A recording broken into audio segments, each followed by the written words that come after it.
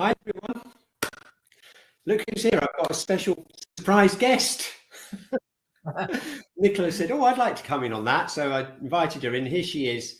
And as we go through the webinar, you'll find out exactly why. So please say hi on the chat. And yeah, thanks so much for taking the time to sit in with us. It's very much an exploration, really, this webinar. It's because we've got an idea to do some Shiatsu teacher training. We've had a huge response. Lots of people have actually emailed us back from that email we sent out saying, "Oh, I'd like to do this, I'd like to do that," sort of thing. So, so it's basically, as you'll find out in a second, it's very much a webinar for us to find out where you're at, what kind of thing you'd like to do, and then also give you a bit of a story of our background in teacher training, Shiatsu. So thank you very much for taking the time to join us. We've got Shakura on the chat, so if you've got any questions, then you can always ask her. Thank you very much, Shakura. Okay, so here's the program. All the way through this webinar, we're going to be taking polls. We'd like you to join in with us and vote on the poll so we can get a feel for what you're interested in. We're going to go back in time and just share some of the key things that have happened to us in our teacher training journey. Nicola was already a trained teacher before she started Shiatsu, so she had head start on all of us on that. And then we thought we'd just talk about the pandemic response, because that was quite an extraordinary time. And I think it was the pandemic response that made us think about, well, maybe there are potentially quite a few people out there who'd like to do some teacher training. And they'd like to think a little bit about who we're going to teach as Shiatsu teachers, because I think that is actually shifting, and it certainly is in Norwich what we're doing. So, and then basically we're just going to give you an idea that next year we're going to figure out some kind of way of connecting with everyone and delivering some kind of teacher training. So that's the idea of the program. I'm not sure it will take exactly an hour, but we'll see how we go. Okay, so here we go. This is the first poll. Let's find out a little bit about you. Are you a head of school, Shiatsu school, or a senior teacher, a junior teacher, a trainee teacher, or just thinking of becoming a Shiatsu teacher? So I'm going to just run that poll and we'll just see immediately where you're coming from. And we'll see. We had a lot of people emailing us actually saying, well, I'm not a Shiatsu teacher, but I really would like to be one. And look at that. We've got about 50% of you already voting in, saying that you're actually thinking of becoming a teacher. So that's really interesting in itself. We haven't got any heads of schools yet, unless you want to vote for that.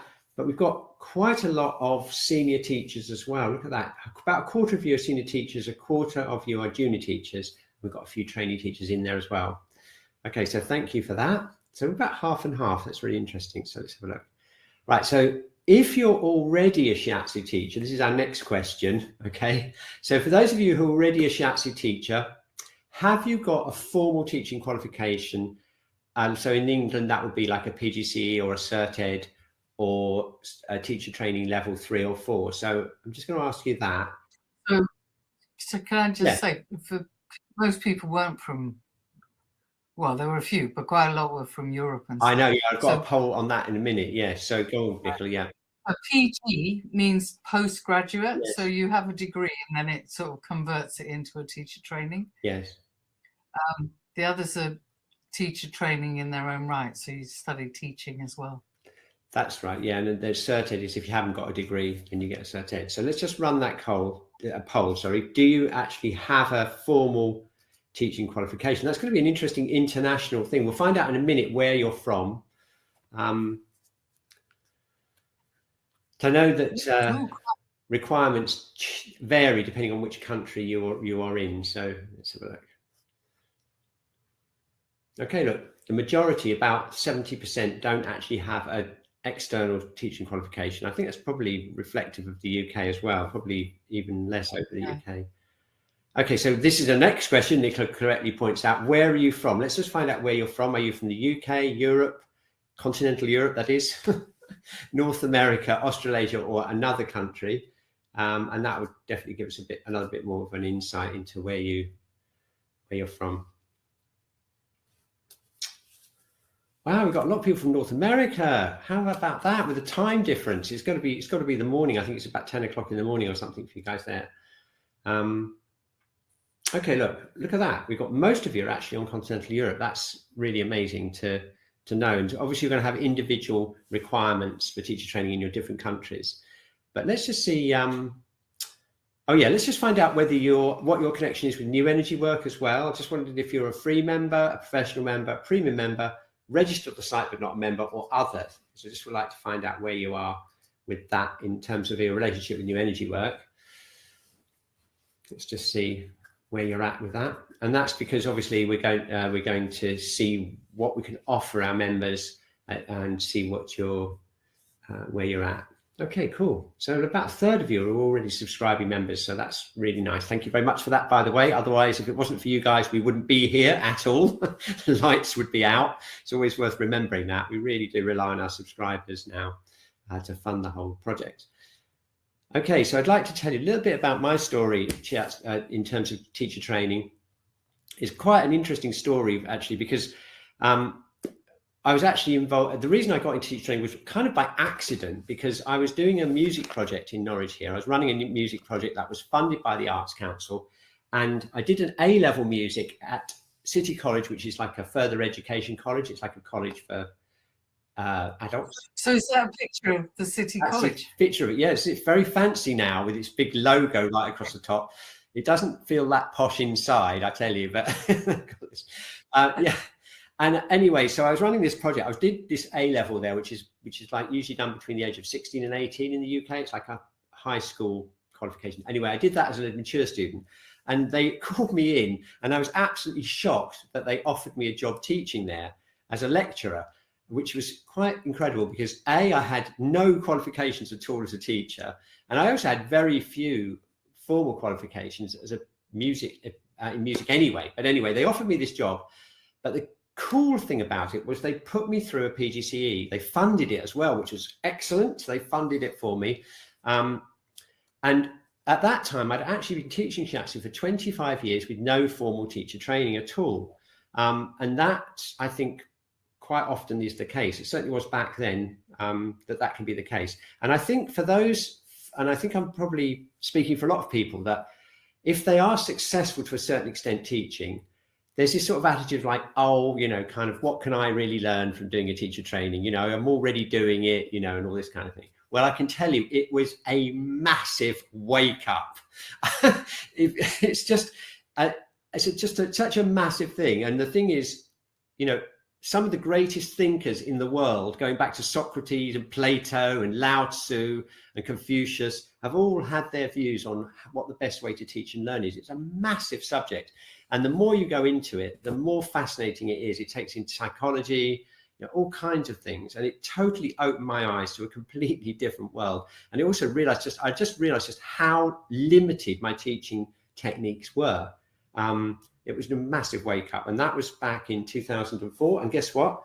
I'll show you. I want to show you something. Look, this is what I dug out of the cupboard. Look, this is my PGCE module. Oh, I can hardly lift it. Look, this is my PGCE folder with all my stuff in it. And this one is another folder with all my assignments, my portfolio of evidence and my reflective accounts. And I'm looking through it just before the webinar. And it's quite incredible to look back at what I was doing with Shiatsu training. There's actually a leaflet from shiatsucenter.net, a forerunner of New Energy Work in there. And it's just amazing. It's so long ago now. But anyway, in fact, I have to say that I think if I actually got Nicola mentioned on one of the slides. Yeah, that's right. Yeah. Okay. So this is why Nicola is here, because Nicola was the only trained teacher in the Shiatsu College team when we set up the Shiatsu College back in 1986.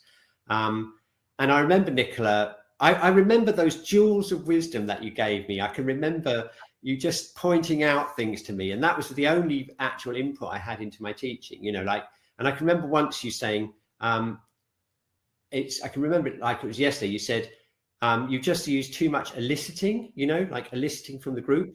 You said you should mix it up with different things. I went, oh, really? And I think that's the whole thing. Just becoming aware of what you're doing and what the other options are and what can be better in different situations. And then, as we mentioned, basically what we tended to do without any formal teacher training is just copy what the teachers did. But the reason that's not recommended is because what you're doing all the time is you're taking your experience as the student receiving the teaching as your information, whereas it's not like that at all. When you get round the other side, it's not like that at all, is it, Nicola? Absolutely not. I always think of your favorite teaching joke about teaching the dog to whistle in the park. Oh yeah, that's right, yeah. And the guy said, oh, I've taught my dog to whistle. And you went, okay, let's hear it. He said, oh, I only taught them. They didn't learn. And it's so important that teachers don't think, oh, what am I going to teach? They think, what do I want the students to learn? Yes, that really, really helps people think of lots of different ways to do it, because mostly we're teaching adults. Yeah. They can go and look on the internet, and if they're really, really keen, they can learn something. Yeah. In fact, my partner's upstairs learning Blender 3D something on the computer right now, and he's just listening to loads of tutorials. So in one way, you don't need a good teacher, but on another way, a good teacher makes everything so much better. Yeah, absolutely. Yeah. And the thing that I loved most of all, I have to say, I've got a whole stack of books here. This is just a small collection of my books, you know, and the thing that really inspired me was curriculum design and the history of the curriculum. I was absolutely fascinated by that. You know, like, why do certain subjects have such a high status in the curriculum? And also the whole thing about classification of the curriculum, you know, why are things separated out into maths, English, or, you know, and when that goes back to the Middle Ages, it goes back to the Greeks, you know, and it's just I can't even tell you, it's just massive. It's a huge thing. And even just in 2 years, I just really just skimmed the surface of it. So let's just see what's next. Yeah, so this is what happened to me. I did this 2-year part-time PGCE. Go back. Let's talk about Pauline. Oh yeah, okay, yes, because Pauline was such an inspiring teacher.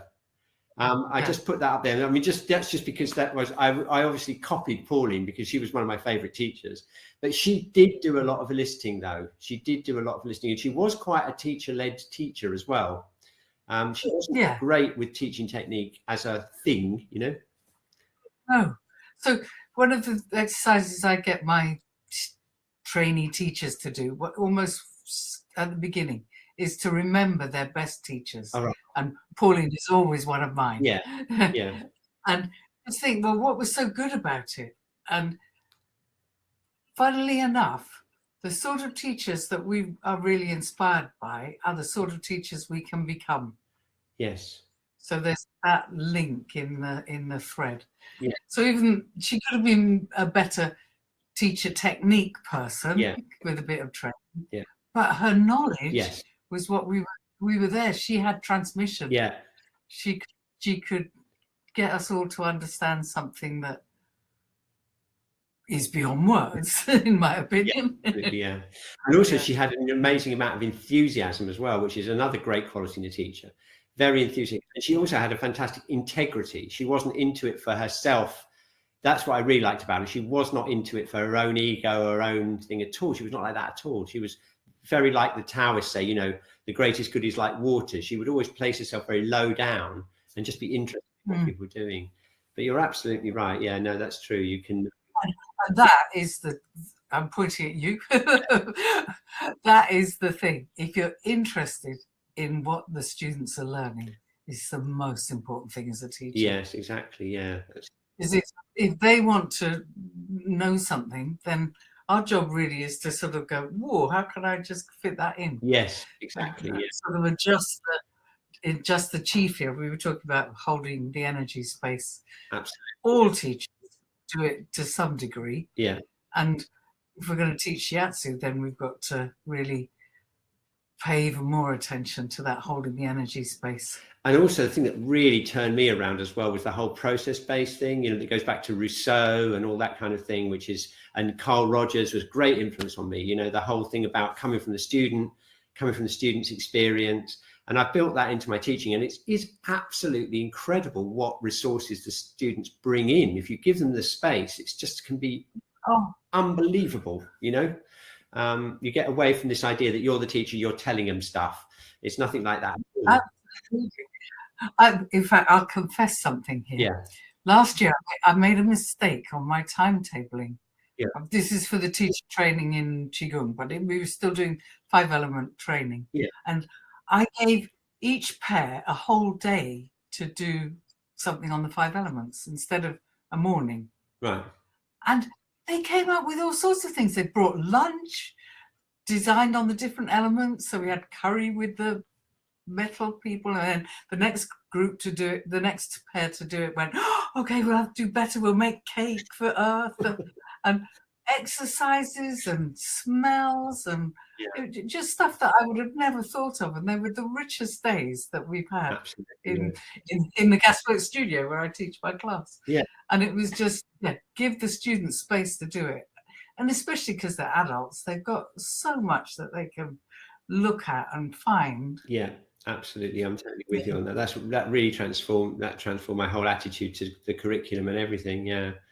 So so anyway, I did this postgraduate certificate. I've got all these files to prove it here. And as I was just saying, it revolutionized my whole idea about teaching. And also I realized that this was way back in mid 2000. I realized that actually most people were like I was before I took that. They were just basically just trugging along, copying what they'd seen, and didn't have any idea at all of just how vast it is, the whole teacher training thing, and how exciting it is. So basically what I did was, after I had done my PGC, in fact, I think I did it earlier than that. It might have been 2005, I'm not sure. But I had this, I was asked basically by the European Shiatsu Institute, because they knew I was getting into curriculums and I was like totally like excited about it. They asked me to do a project with them. So this was the first online thing I'd done. And I actually did research by email. I found out what all the teachers in this big school, what their image of the curriculum was by doing a research-based thing. And then I showed by various graphs and things like that, that basically they needed to do certain things to shift the curriculum in the way that they wanted to. And it was all based on what I'd learned in the second year of my PGC, which was curriculum studies. And then I did an in-person workshop. I can't remember where it was now. I think it was in Italy, with all the teachers, a big group. And we did it. And I used that research as part of my PGC thing. So that was my first bit of applying it into Shiatsu at quite a high level, at a curriculum development level. So that was one of the things I did. And then when I moved to Italy myself in 2007, I needed to do something apart from just traveling around teaching. So that's when I launched a 2-year online teacher training course way back then. And it was all very basic, the platform and everything. I based it on the PGC. I basically turned it into a sort of Shiatsu version of PGC with a small group. I don't know if anyone is on this webinar who was there in that original, I think we had 1 or 2 cohorts, and it was all very, very intense over a couple of years. And we did that for a while. So that was that. And then actually after that, we did various other online things, until the pandemic hit. And then, as I'm sure you're aware, we kind of really stepped up in New Energy work, and we did lots of webinars to help Shiatsu practitioners. And we also did Monday teacher support webinars. And we got together a group of 379 teachers. I can't really believe that, Nicola. I can't believe there's that many Shiatsu teachers in the world. It seems extraordinary to me. So anyway, imagine we had 200 people sign up for this. So this must be, some of them out there. And we did a whole thing on how you could take your Shiatsu teaching online, which I know is very influential. And I know that many teachers and schools worldwide did exactly that. It's just that we had the experience. We had 20 years experience of doing it. So we had a lot to share on that.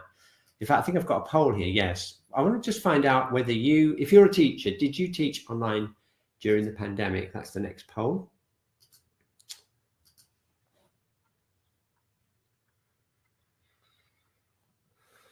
Let's just see. Okay, so it's coming out about half and half. Okay, and I think I've got another poll along those lines now. So about half of you were teaching. And here we are. Were you one of those 379 Shiatsu teachers that we supported during the pandemic? I'd be interested to know how many of you made it 2.5 years later onto this webinar. Let's just have a look.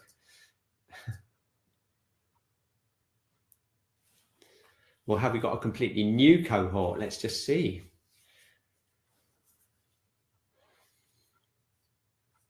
Wow, look at that, Ooh. Nicola. Most people weren't. So obviously we did such a good job with those 370 odd people that they don't need any more. They're completely happy, something like that. That's a real surprise. I thought there'd be more people coming back. But anyway, okay, so then we come on to the whole thing, Hybrid courses. Yeah, because the thing is, what we've done in the Shiatsu College Norwich, and I know Nicola's got something to say about that as well, because you did it with, you've been doing that with your teacher training, your Qigong teacher training, I think. I do. It's all hybrid now. Is it? Yeah. Yeah. So basically what we found was, we did obviously a lot of delivery. When during the pandemic, we did a lot of completely online delivery, which is really hard work actually, but it worked really well in the circumstances because there was no other option. But then when we went back to teaching, especially when we were coming out of the lockdowns and there were people were still nervous about being in a room together, or they were even had COVID and couldn't come in, what we started to do is we started to live stream our classes from the Wellbeing Centre, but we also did it for another reason, which I'll talk about a little bit later, which was another reason because we started to shift who we thought our students were, but that's another thing. So basically what that does is it brings the a kind of blend between online working and face-to-face working. So you can live stream the in-person classes. The students can then attend, or if they can't attend, for any reason, they can watch the videos, and obviously you can store the videos later on. But I just wanted to ask you, Nicola, because I don't really know how you're actually doing the hybrid model with teacher training. How are you doing? Yeah, so this is a teacher training. It's not Shiatsu teaching. No, same kind of area, isn't it? So I've been doing Zoom Qigong classes for a long time. Yeah. About 12 years. So right. When the pandemic hit, I just went, ooh, get Zoom. Yeah. I mean, I do it on Zoom, not Demian. Yeah. And the Qigong teacher training was just about to start. And I delayed it for a couple of months, but then we just started because I thought, well, why not? People are going to do classes on Zoom anyway. Yeah.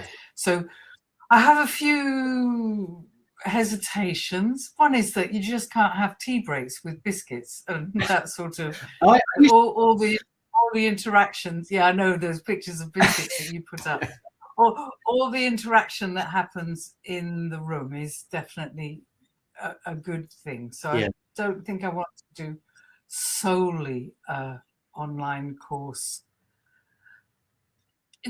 to really qualify someone as a teacher, because you don't get to completely feel what they're like. No. So when we started, we had about 6 weekends that we did on Zoom, and I have several rules. I won't run a class for more than an hour and a half. Wow. Even with breakout rooms and things like that. Then there has to be a break, because people do get sort of sucked in, even if you say turn the screen off or go out the room and go and pick a flower or whatever my things are to get them to change.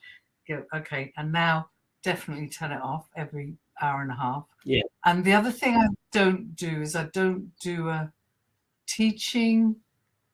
I don't let students teach on Zoom to a live class as part of their assessment. Yes. Because it's quite hard to judge that. They all get assessed on teaching a Zoom class when everyone's online. Yeah. So it's easier to assess that, because then everyone's in the same boat. Yeah, sure. One of the other things that really shocked me is when we all came together in real life. Well, not everyone, because like you say, some people, we went straight into hybrid learning because some people weren't ready to come in. Yeah. But you suddenly go, oh yeah, I know you really well, but whoa, you're really tall, or those sort of funny things that you don't get when if people are just on the screen. True. Yes. Yeah. Yeah. One of the students got called Tall Paul all the time ever since, because he was like, didn't get it for the first 6 months. No. Oh, that's so interesting. Yeah, I mean, the massive thing that changed for us with New Energy Work is basically we were doing online asynchronous training mainly. We were mainly using webinars just to promote a course. So we'd spend sometimes up to a year, 6 months doing all the videoing, producing an asynchronous course and then launching it, and then people would join it and then they would go through it. But when the pandemic hit, because people didn't want asynchronous content, I mean, they wanted to have community and connection and things like that. That's when we started doing the weekly webinars. And once we started doing the weekly webinars, we haven't stopped since. I mean, this is an example of how we're now doing weekly live events. And we're actually creating the online courses from the webinar, so it's completely switched us around. So it's really interesting how things have changed. The pandemic's definitely changed things. Those resources, I call them resources, of the sort of recordings of a good class. Are just so invaluable. They are. You can turn out that you just sort of go, oh, and one of the students says, what about this? And you suddenly all exploring something, come back in 5 minutes, tell us about that. And you've got a whole new bit of information that nobody was going to no one was thinking about half an hour before. Exactly. Like, oh, so exciting. So exciting. I love teaching in any way. And online, also good. Yes, that's right. Okay, so here's the next poll, right? So we get a smaller and smaller group now because you're a smaller and smaller group. So if you're a teacher that did teach online, are you continuing to teach online? So yes, fully online, yes, hybrid, online plus in person, or no, you're not continuing now, just working in person. There's only going to be a few of you who's going to answer this, but I'll run it anyway and we'll see.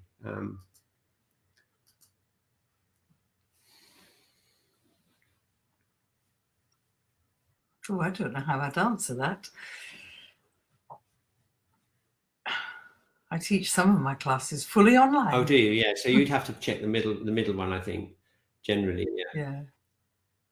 All right. Look, so this is really interesting, isn't it? Look, we've got actually about just over half just completely just left it and went back to in-person teaching.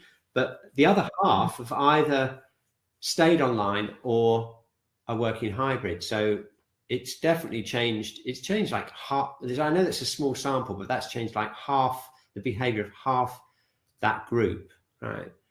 So what I thought I would also just like to talk about a bit is, who do we teach? And I'd like to just share something that we've done in the Shiatsu College Norwich, which has really helped us survive and is really making a big difference. And that's just we've thought about who are we actually teaching? Because the thing is, the market for teaching professional Shiatsu practitioners is always going to be very small, I think, in terms of, generally. I mean, there's never going to be that many people who want to go all the way through. So part of one of the things that we did in the pandemic is we started our Wednesday class, which is still happening. We're never going to be able to stop it now. It happens every Wednesday. I'll be here in this room tomorrow at 10 o'clock with the Wednesday class. We're still getting 40 people or something turning out every week. And they won't ever let us stop now. But what we thought was, wait a minute, and also I'll tell you another thing that happened is we had we realized that we've got such an amazing community of people around us. Like when we were really under stress with the pandemic and everything was locked down and everything, we realized that we actually had a really amazing community of people who were basically, a lot of them were our clients, past students, this kind of thing. And so quite a lot of the time we worked with donations, and when that started to fade, before that started to fade, we thought, well, we'll come up with a community membership where people can pay £10 a month. They can get the Wednesday class, they can get some yoga, they can get some live streams from our Shiatsu classes. So we formed this community, and we had enough people to make it really worthwhile and really help us. I mean, not huge numbers, but enough to make a difference to the finances of the school. You know what I mean? It's kind of like a cushion there. And that's been really interesting. And we've actually taken that a step further now, because what we've done is we've kind of reorganized our minds about, like, who is it that we're actually teaching?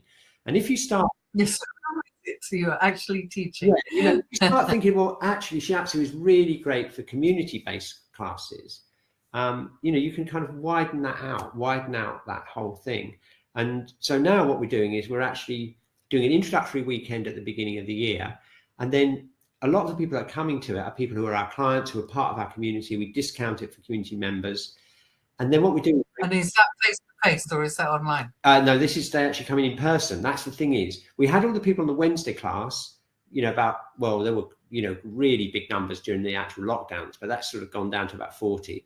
But what we wanted to try and do is we wanted to tempt those people in because they've had so much knowledge. I mean, these are people who've been doing point of the week, learning where the meridians are for like 2.5 years. I mean, they know so much, so now when I'm working a treatment and they say to my client, like, oh, this is the stomach meridian, they kind of go, yes, I know, because they know everything. That it's just totally changed the whole relationship. And they thought, oh, that's the such and such meridian. I can feel that opening up and blah, blah, blah. They're telling me what's happening because they're so aware of their, body. They've done this Wednesday class for so long. So anyway, we thought, well, wouldn't it be so much fun for them to be in the room and actually, do some shiatsu in person?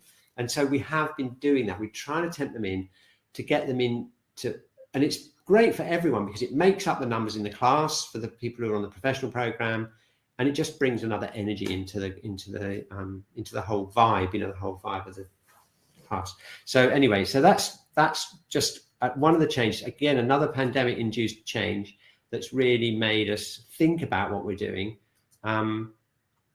So look, we haven't got any heads of school, I know that, but if you, I just wondered if you are a teacher, I know lots of you are Shiatsu teacher, if you're running a course, do you do it, are you training students to become professionals, or are you mainly treating members of the community for home use, personal development, or are you doing both the above? And I've got a poll for that. So this is poll number 8 of 10. Let's just find out what you're doing.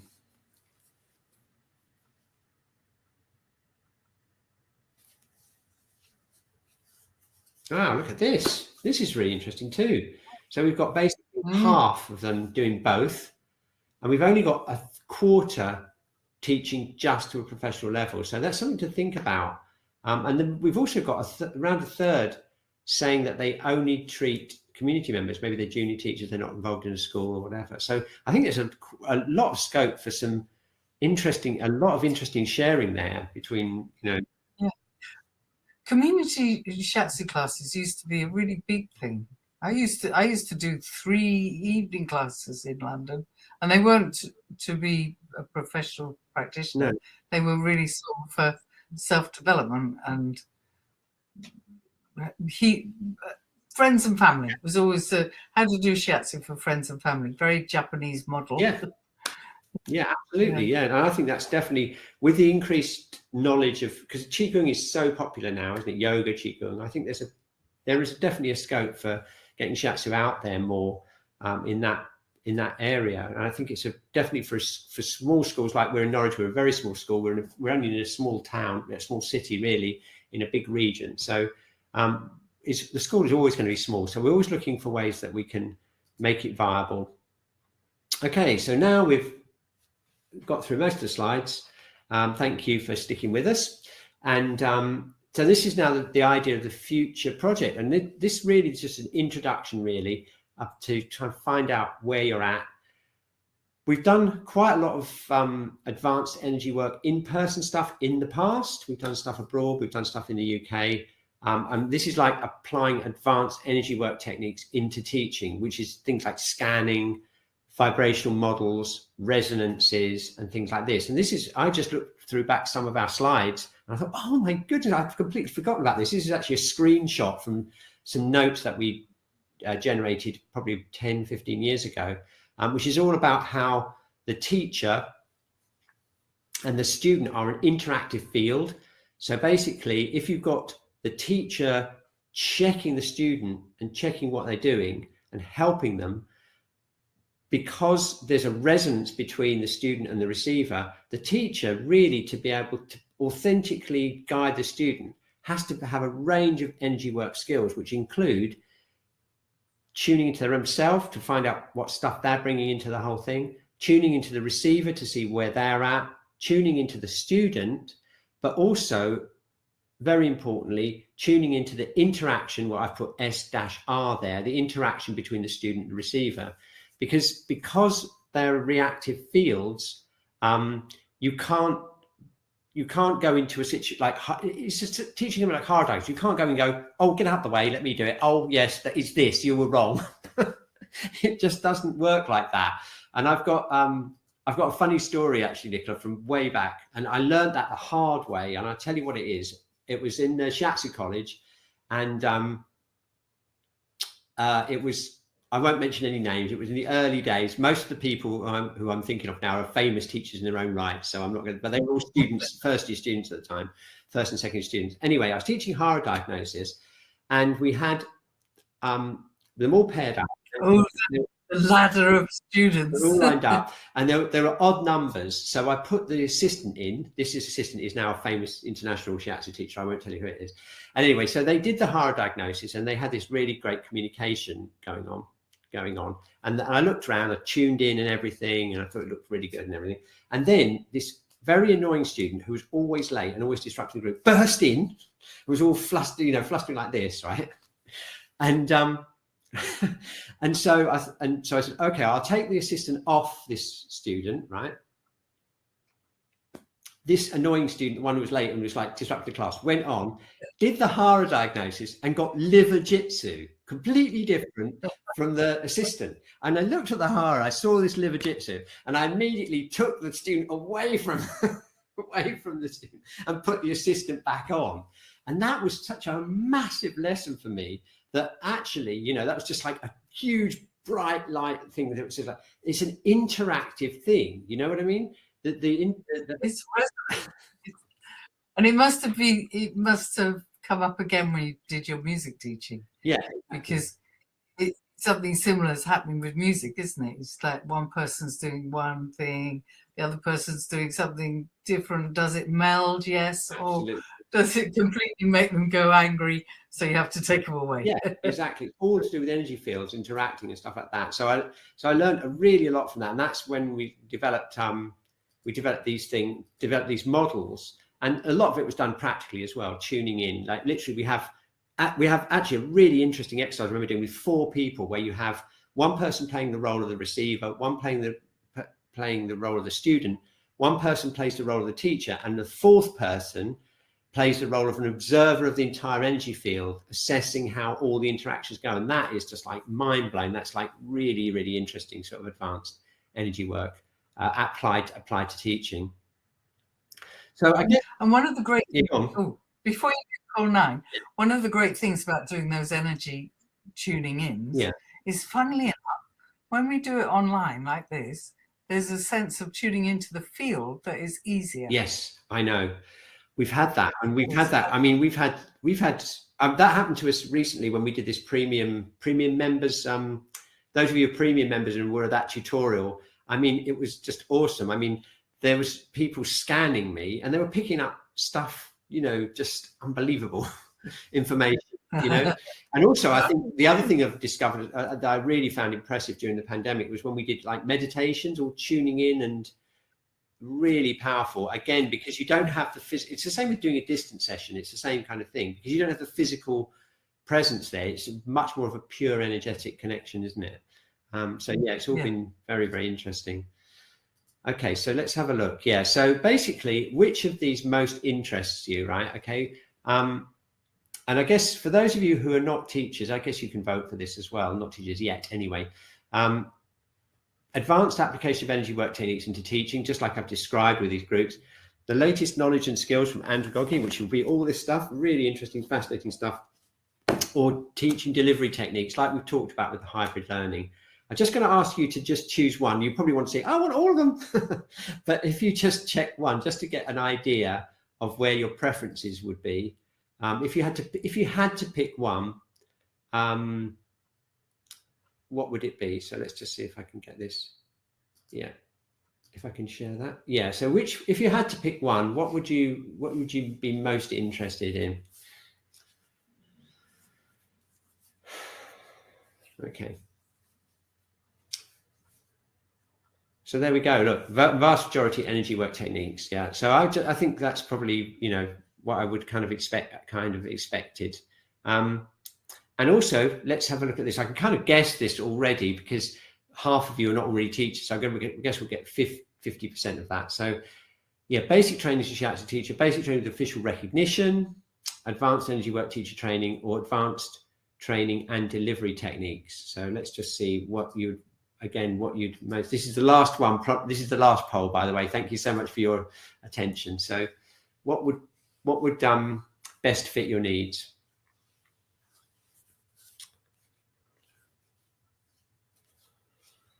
Okay, look at that.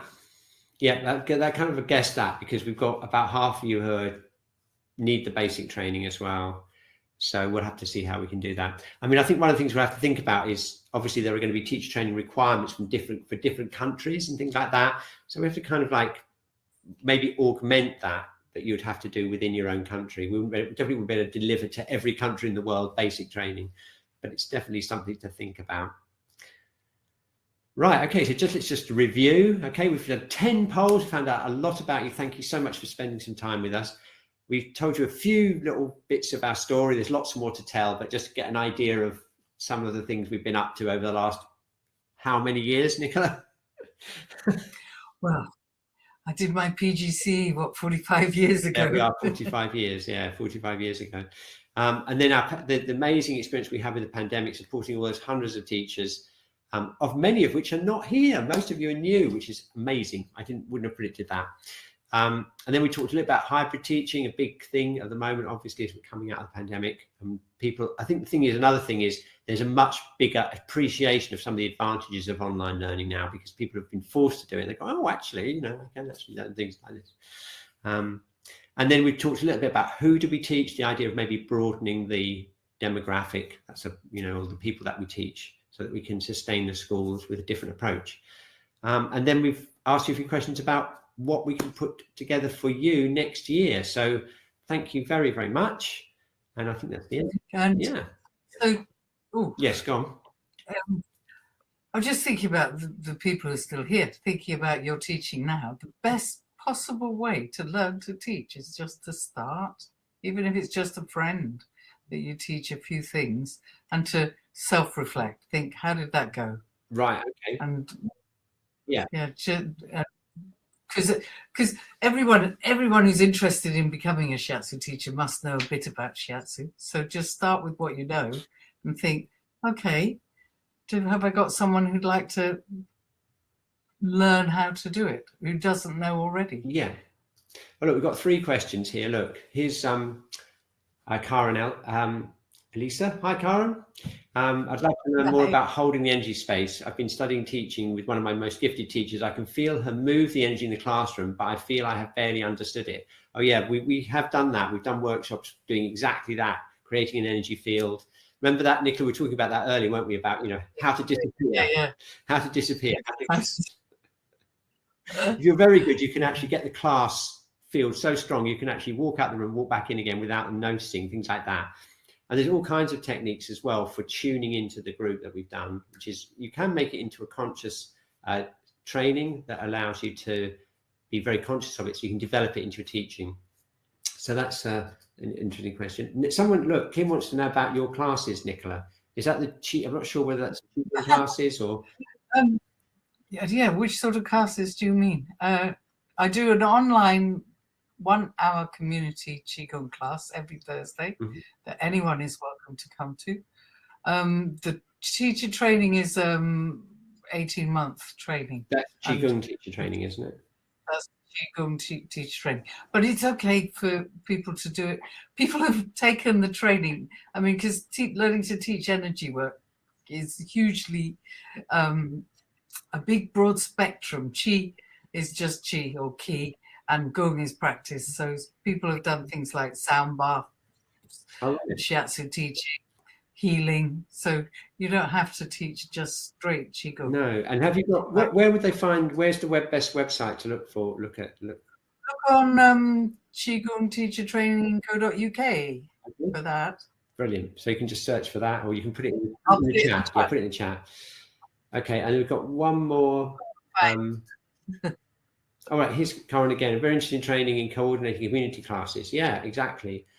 I think the thing is that there used to be a lot more of that, didn't there, Nicola? Like in FE and like evening classes, local ed stuff.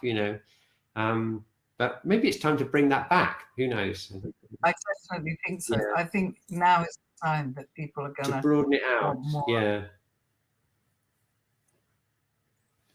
Right. Okay. Brilliant. Okay. Look at that. Oh, I've got lots and lots of hearts on the chat. Brilliant. Okay. Look, there's the link there. Nicola's put it in the link. Okay. That's it. I think we've got a 45-minute webinar completed. Great. Excellent. Thank you so much, Nicola, for hanging out with us. It's been so much fun just thinking back about all the things we've done, and it'll just be so great to move forward. I've got a few ideas of bringing some other people in to help us as well. And I just think it's just such an amazing thing to be able to do that. Teaching Shiatsu is a really amazing joy, and the more you can find out about it, the more, you know, the more enjoyable it becomes. Yeah. So everyone who's still listening, just teach somebody to do some self-healing, or do some shiatsu on people in hospital. You know, just rubbing someone's feet is just such a wonderful thing. Yeah. And it's sort of like dropping the pebble in the lake. Every little ripple of that energy work that goes out is a real antidote to some of the awful things that's happening in the world at the moment. Absolutely. Yeah. Yeah. Okay. I'm going to put a heart in the chat, and feel free, if you've got any more ideas, please email us at admin@newenergywork.com, and we'll be putting together the program. We'll be announcing it before Christmas, I'm sure. And just hope to see some of you on it. Okay. Thanks very much for Shakura for looking after chat, and for all of you who've contributed to chat. It looks pretty active there. I'm going to just pop a heart on the chat. Oh, we seem to have the chat seems to have gone slightly bonkers, but anyway. Okay, so here we go. I'm going to close up and say goodbye to everyone. Yeah, thanks very much.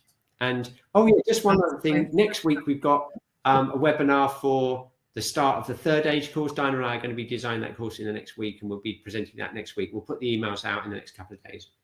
All right, see you later. Bye. Ciao.